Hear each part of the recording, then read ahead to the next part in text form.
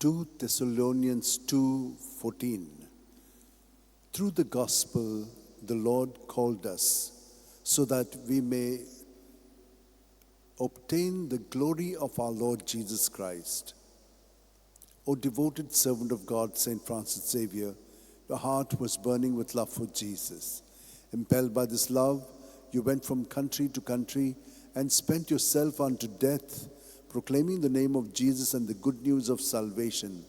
That is why the Father filled you with glory in heaven and preserved your body from corruption here on earth. Filled with joy for these unique gifts, we join in praising the Father, and now we ask your intercession for ourselves. You may pray for whatever you want through the intercession of St. Francis Xavier.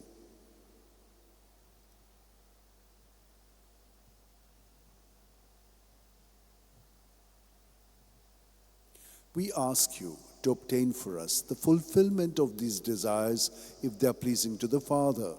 And for everything, together with you, we praise the Father through Jesus in the Spirit. Amen. And may Almighty God bless us, the Father and the Son and the Holy Spirit. Amen.